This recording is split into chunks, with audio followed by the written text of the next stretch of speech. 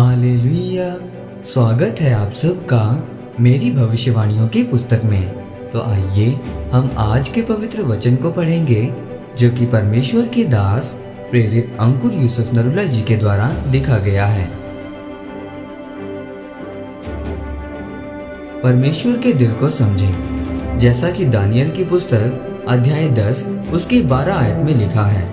फिर उसने मुझसे कहा, हे दानियल, मत डर, क्योंकि पहले ही दिन को जब तूने समझने बूझने के लिए मन लगाया और अपने परमेश्वर के सामने अपने को दीन किया, उसी दिन तेरे वचन सुने गए और मैं तेरे वचनों के कारण आ गया हूँ। मेरे प्रियो, बाइबल इस तरह की पुस्तक नहीं है जिसको आप एक टोटके की तरह पढ़ो कि इतने पेज रोज पढ़ने हैं फिर आपको आशीष मिलेगी, लेकिन इस तरह नहीं है। बाइबल आपको इसलिए पढ़नी है ताकि आप परमेश्वर के दिल और सोच को समझ सकें कि परमेश्वर क्या चाहता है और वो किस तरह से आपको आशीषित करना चाहता है।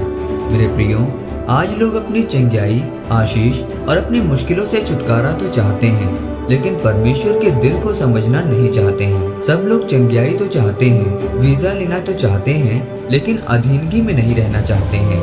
बाइबल में अगर आप परमेश्वर के नबियों, दासों और भविष्यवक्ताओं के बारे में पढ़ें तो उनकी आशीषों का ऊंचा उठने का एक ही कारण था कि उन्होंने परमेश्वर के दिल को, उसकी सोच को समझा। दानियल, जिससे परमेश्वर ने दर्शन के द्वारा बातें की, एस्तर को रानी बनाया, इसहाक, जिसका ध्यान सिर्फ और सिर्फ परमेश्वर के वचन पर था।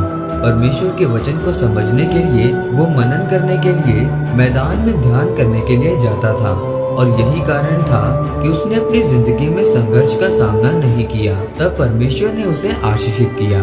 मेरे प्रियो, अपने मसीह में आने के मकसद को समझो, ताकि परमेश्वर ने आपको क्यों बुलाया है, क्योंकि परमेश्वर ने आपको नीचे से ऊंचा करने के लिए अपने पास बुलाया है।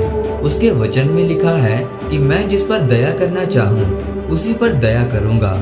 वो आपको शाही पीढ़ी बनाना चाहता है, लेकिन ये तभी संभव है जब आप अपनी अभिलाषाओं को त्याग कर अपने बारे में ना सोचकर सिर्फ परमेश्वर के दिल को समझेंगे।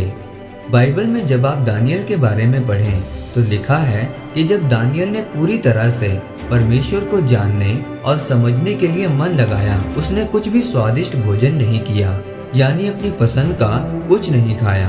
पूरी तरह से उपवास में रहकर परमेश्वर को जानने में समय बिताया, तो परमेश्वर ने आने वाले समयों को दर्शनों के द्वारा उस पर जाहिर किया।